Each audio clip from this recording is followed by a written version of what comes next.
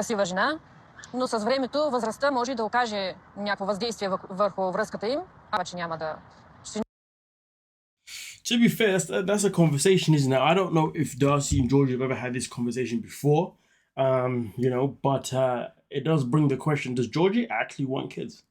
I feel like that's a very crucial conversation to be had here. And I'd assume they've had it before already. Otherwise, why are they still where they are in their relationship in terms of the fact that they've broken up multiple times and got back together? Well, in fact, Georgie has begged Darcey to get back with him. Probably, I believe, each and every time they have broken up as well. So I would imagine that him having kids isn't something that he cares for right now and probably believes that he never will. But it still does bring the question, is he going to regret the idea of not having kids? That is still a crucial question. To be fair, though, I was quite surprised, though, that the fact that she did actually praise Darcey's look based on everything that Georgie had said. Yeah, but anyway. Няма деца. He has spoken a lot about you, that he loves you very much and wants you to understand and love each other for many years. Yes. So here's the thing. And just to clarify what I meant about based on what Georgie said, Georgie did say in the previous episode that he wants Darcey to dumb down her whole look because he doesn't want people in Bulgaria, especially his family, to think that she looks like a prostitute. So that's why I was quite surprised with the response. But then again, though, Darcey has dumbed down her look quite a lot, to be fair, because in this one, there's no cleavage, literally minimal skins being on show. So maybe she really did obviously, sell it well, you know what I'm saying? Now, but that's not me to say that she does look like a prostitute. This is based on obviously what he said and what he assumed would happen. But nonetheless, though, obviously, in the last episode, Darcey did ask Georgie, what has he told his parents or his family about her? And he said he hasn't really said too much. And she did ask specifically, have you told them that I make you happy? And that's something that he said, not really. I've never said that you make me happy. No, I've ever said that you don't make me happy. I just don't be having these type of conversations. And obviously this is something that really bothered Darcey. So here, she did then ask the family, hey, so what has Georgie said about his marriage to me? And as you heard, obviously the feedback was positive that Georgie has said good things about Darcey to his family, which is always a massive positive thing that you want to hear, you know what I mean, from other family members that you are making their son happy or their daughter happy. Do you see what I'm saying? But let's continue because this is where things now take a complete 180. Simple answers and some valid. It concerns me that you can't be open and honest about your finances with your wife. Well, because honestly, it never really gets resolved. All the time, so I don't have time to count how much I'm making. So you get cash, like more cash. No, I don't get cash. So check your bank account. I ain't gonna lie to you, when she said check your bank account, I was like, now you cannot get out of this conversation financially. Now, for me personally, 1 minute, Darcey's obviously hearing good things about herself from the family, and next minute she's now bringing up another conversation that revolves off his money. Now, I get it. Absolutely understand it. She wants to know where she stands with this man because everything is very wishy-washy. He's not always, he's hardly ever transparent about a lot of things. And of course, she wants to make sure this relationship is going to go the full mile. And to do though, you have to ask sometimes, that means you have to ask these questions, So what is happening with you financially? Like tell me about your job because you're not telling me anything. I don't want to be left in the dark. And to be fair, Darcey shouldn't be left in the dark because she carried this man financially for a very long time. So it does make sense for her to want answers, you see what I'm saying? But nonetheless, though, let's get into it. How much I made, you're going to spend it all. Now, at that moment in time when he said, I just don't want to tell you because you spend it all, I was like, so is this the real reason why you never want to tell Darcey about your money? Is he saying that Darcey isn't that great with money management? She probably isn't, to be fair with you, but at the same time, though, she was good enough to carry you financially for a long time. So either way, he needs to understand that, he may not even be in certain positions right now if it wasn't for Darcey carrying him financially for a set amount of times. This is something that we did see on the show they used to have, obviously Darcey and Stacey, you know what I mean? As well as also his ex coming back into the picture as well. And that was quite interesting because of the tell of that episode, or that season, shall I say, that ex even told Darcey and Stacey and Sean Robinson at the time that, hey, just so you know, he was always looking after me financially. I never had to really do too much.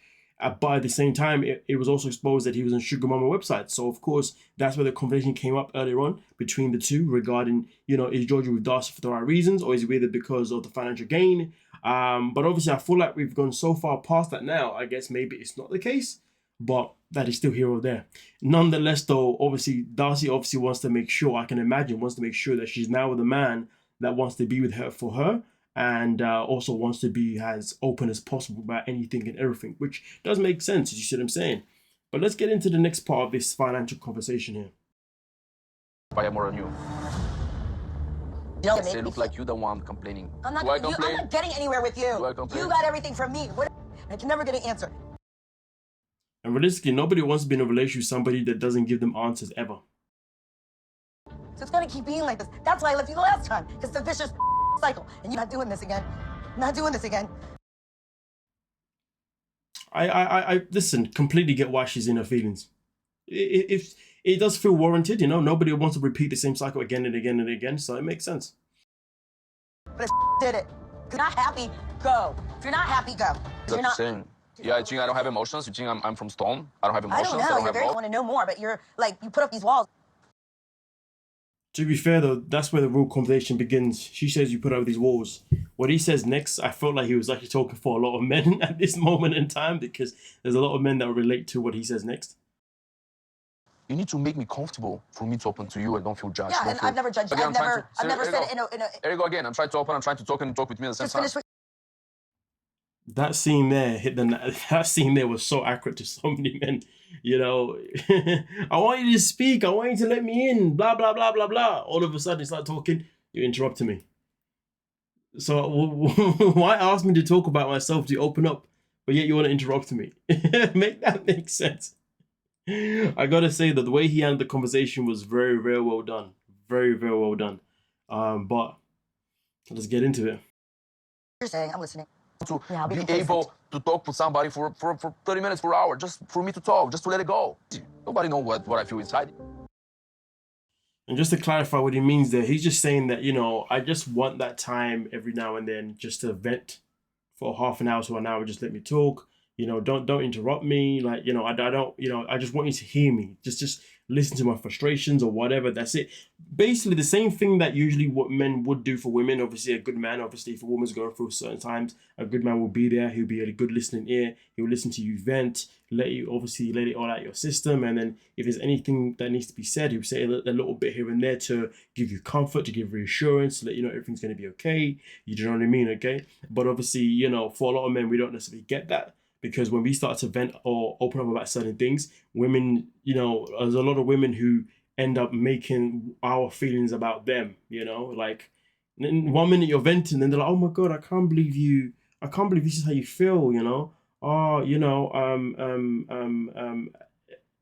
you know, this makes me feel so sad for you. This makes me feel so Why are you now telling me that you feel sad for me? We're meant to be talking about more.